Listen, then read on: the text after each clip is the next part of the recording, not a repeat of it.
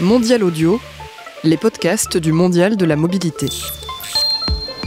Bonjour à toutes et bonjour à tous, je vous souhaite la bienvenue pour cette nouvelle émission de questions de mobilité. 30 minutes consacrées à deux startups qui font la mobilité d'aujourd'hui et de demain, deux startups ou entreprises. Nous sommes en direct du Mondial de la mobilité et je reçois aujourd'hui Emery Gavalda, business developer senior chez Expedicar. Bonjour. Bonjour. Bienvenue, ça va bien ? Ça va et vous ? Bah oui, écoutez, aucun problème. À vos côtés se tient Fulvio Maria Balabio, qui lui est fondateur et responsable communication de Monte Carlo Engineering, propriétaire de la marque Techno. Bonjour. Bonjour à vous. Bienvenue, comment ça va ? Merci, ça va bien, on est dans un cadre fantastique, on est bien. Exactement, on est bien. Question de mobilité, ça commence tout de suite.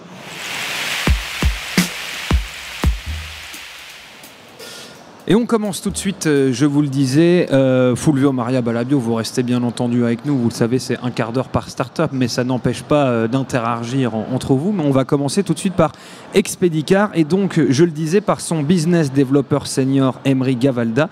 Alors, Expedicar, c'est une start-up qui propose un service de transport de véhicules, c'est bien ça ? Tout à fait, on est une entreprise de logistique automobile. On travaille autant avec des particuliers que des professionnels. Et on offre notamment un service de livraison à domicile de véhicules neufs ou de véhicules d'occasion.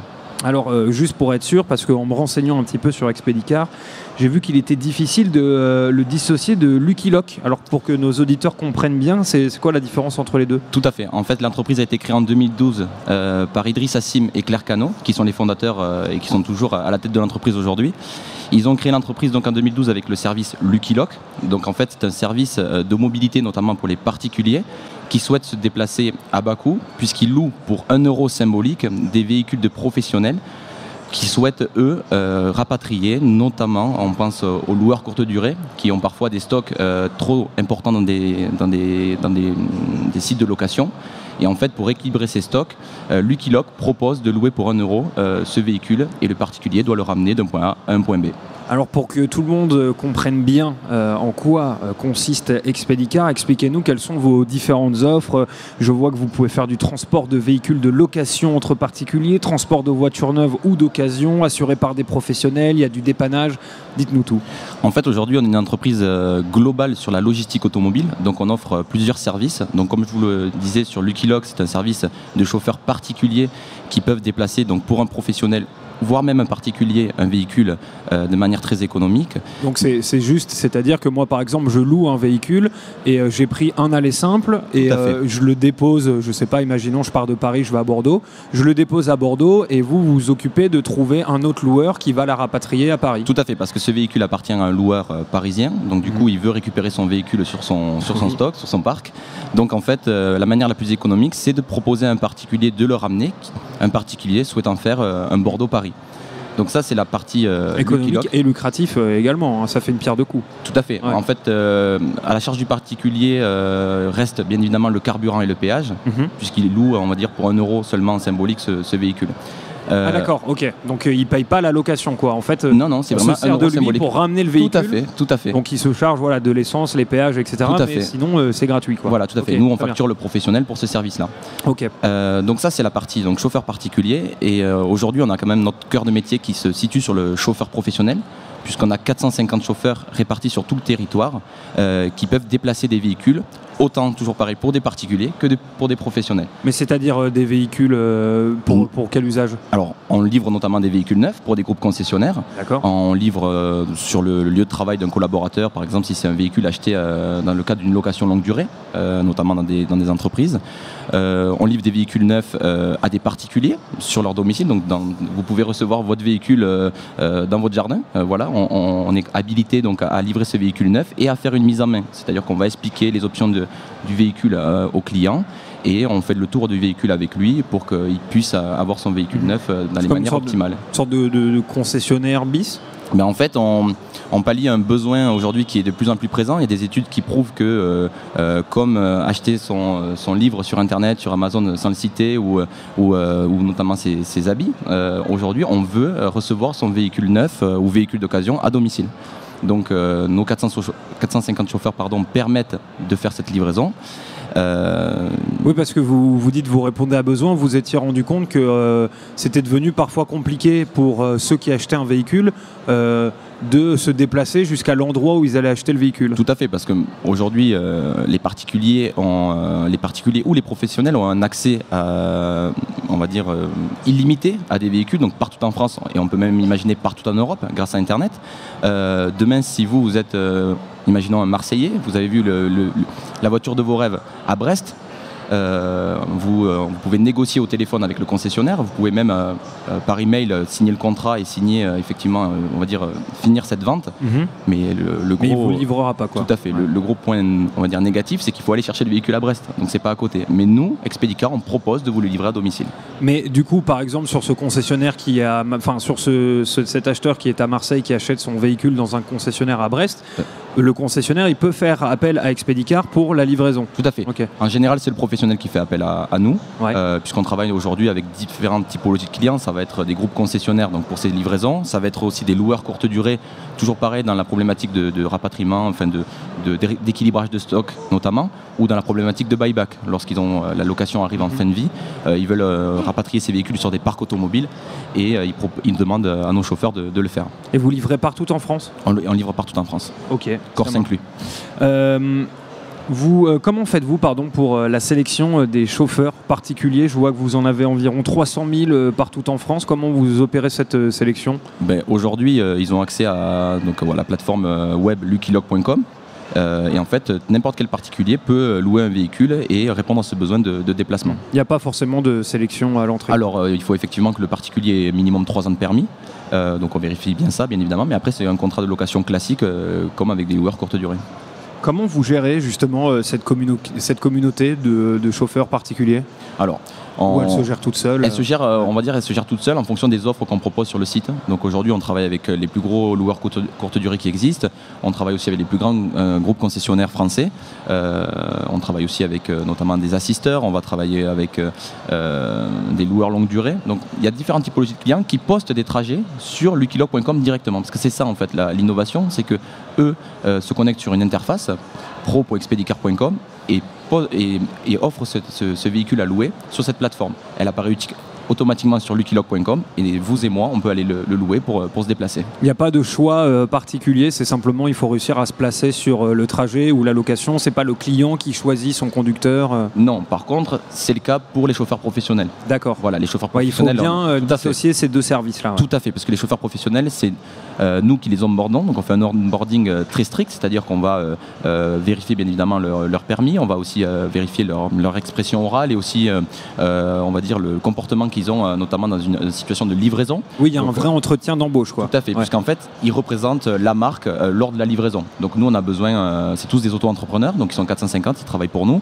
Et ils ne sont pas salariés chez vous ? Ils ne sont pas salariés, et en fait, on leur donne des ordres de mission pour aller livrer des véhicules.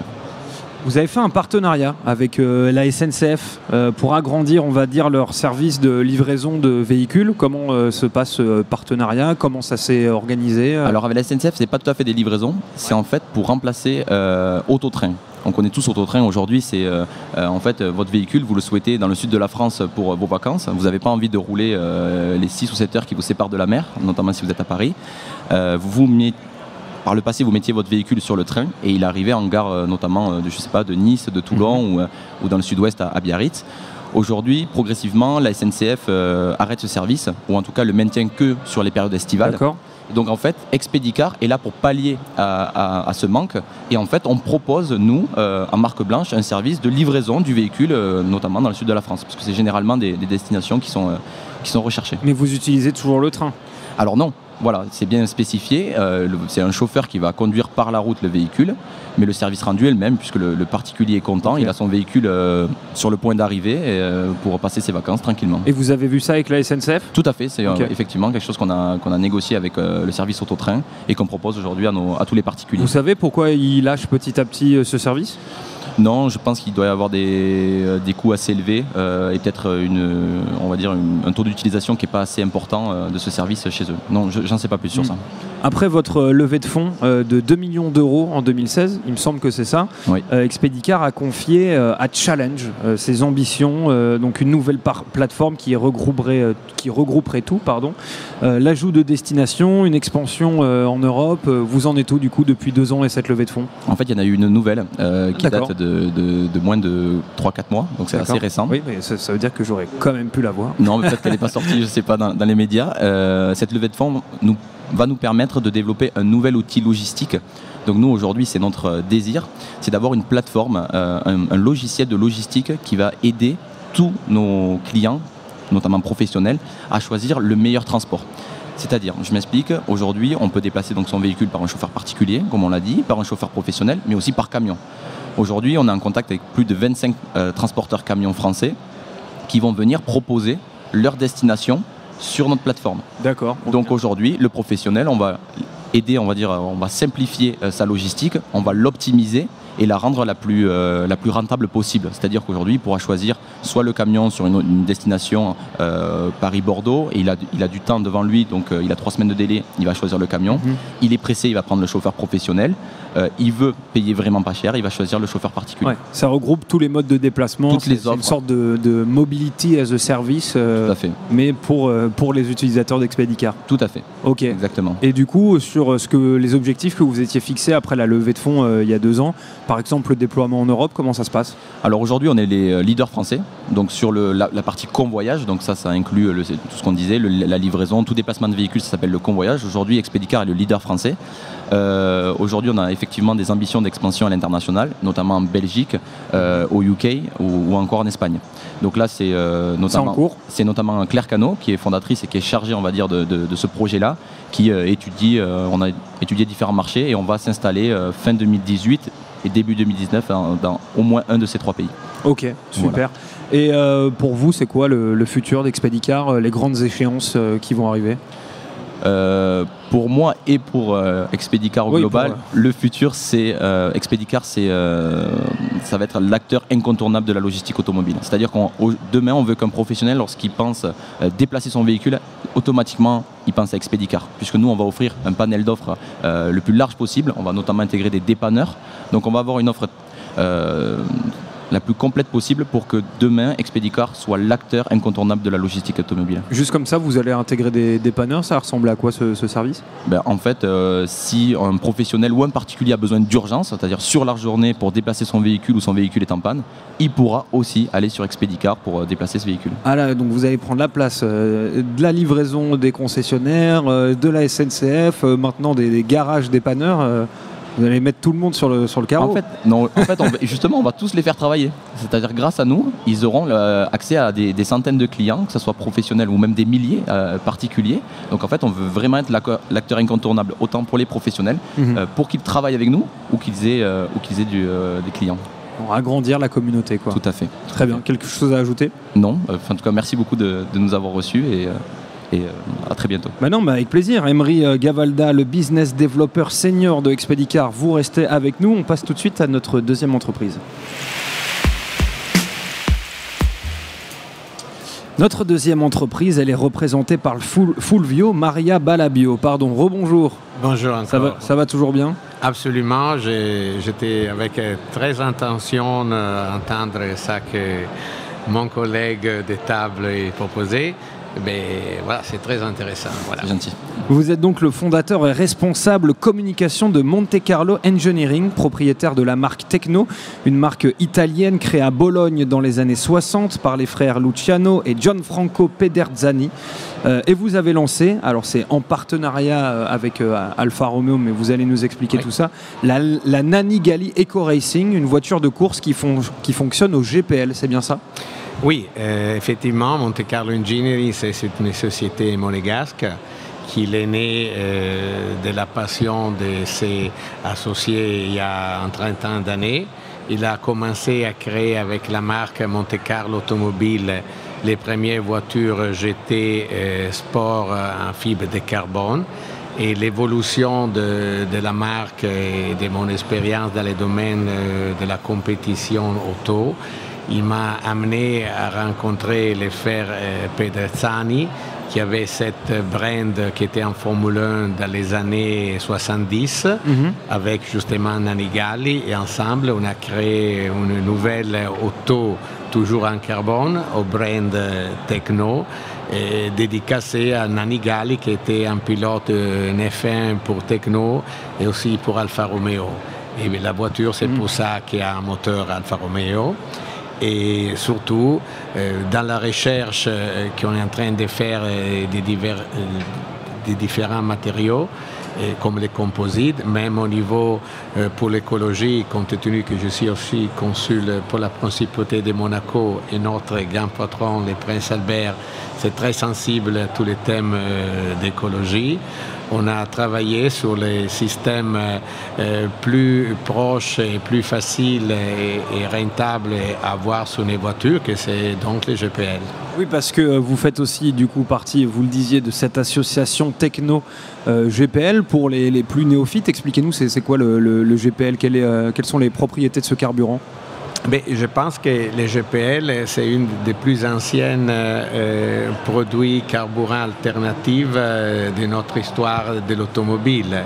Et les GPL, c'est un produit qu'on rencontre presque partout. Il y a 25 millions d'autos qui roulent avec ce type de carburant. Et c'est un carburant qui peut être appliqué à n'importe pas quelle voiture à essence.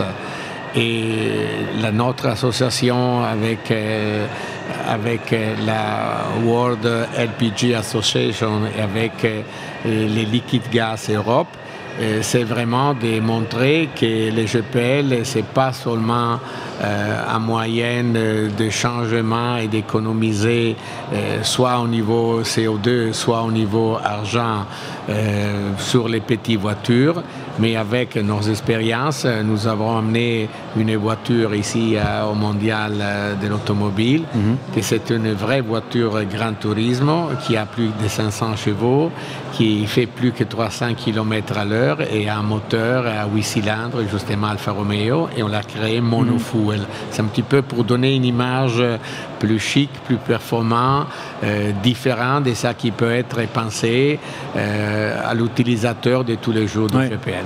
Oui, c'est ça, parce que, alors déjà, pour ceux qui sont ici ou qui nous écoutent, sachez que vous pouvez venir au pavillon 2.2 admirer la voiture, c'est vrai qu'elle est assez belle, mais surtout, vous le disiez, depuis 2015, les véhicules GPL de l'Alfa Racing Club by Monte Carlo Engineering ont remporté 4 années consécutives les éco-rallyes des championnats du monde et d'Italie FIA Assisport en catégorie 8.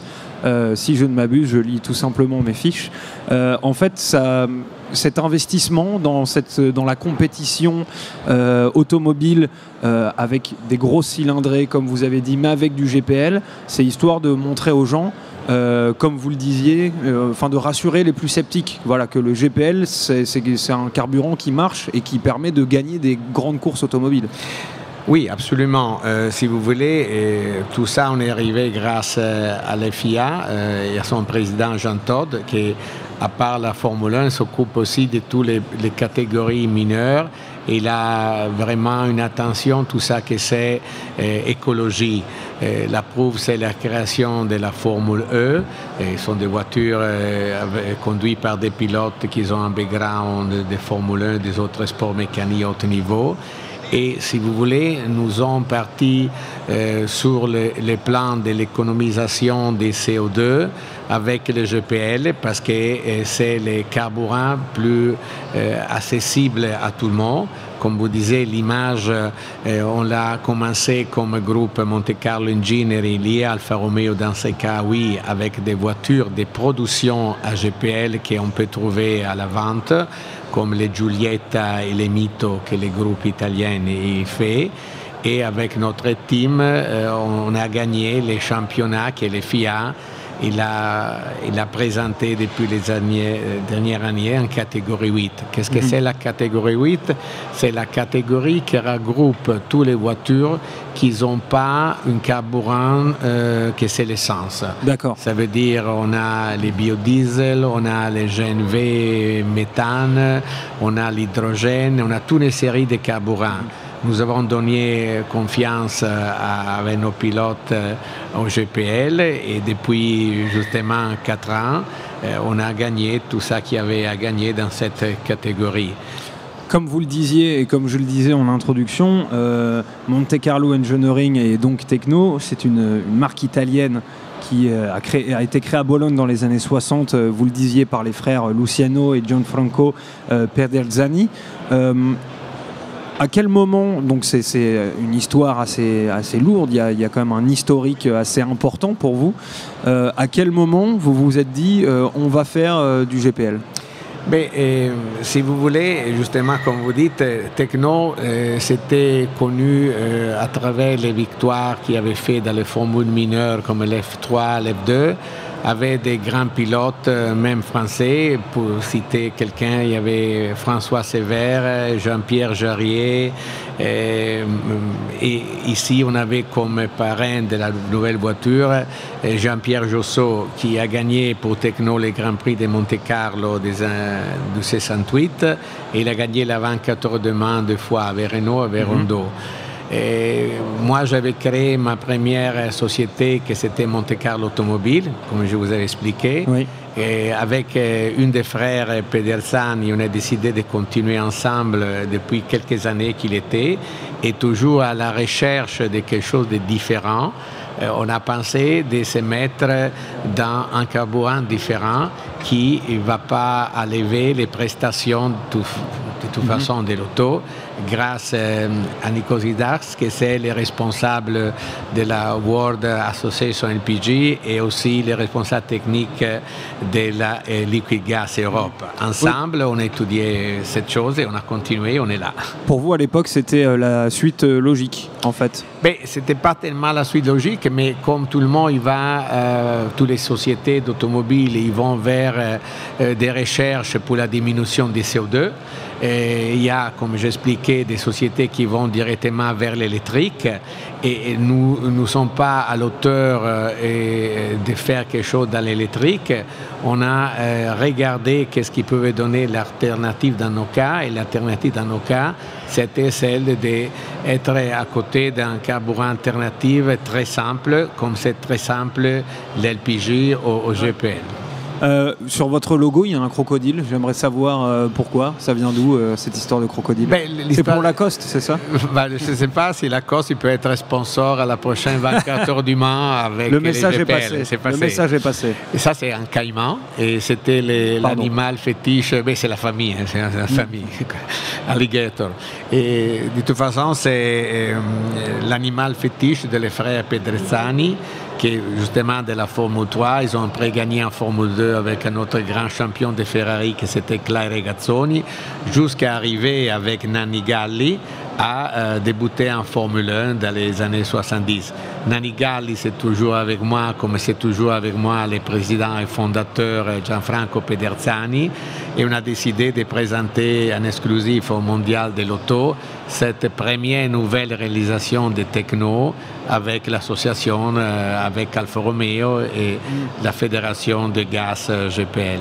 Ça va être quoi, du coup, la prochaine étape ou les grandes échéances pour vous, pour Monaco Engineering et Tecno, du coup?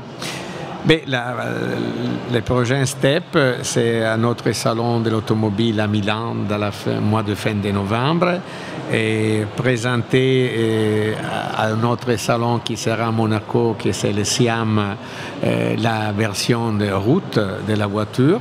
Et va y avoir une version route de cette voiture-là? Oui, si vous voulez, déjà ça, c'est une voiture mixte. Ça veut dire c'est une voiture pour faire les courses et pour aller faire les courses dans les SAM. Ça veut dire c'est facile à conduire parce que c'était un petit peu le but que tout le monde peut essayer de conduire une voiture en disant monstre, mais avec toutes les technologies, on peut arriver à avoir une facilité de conduire.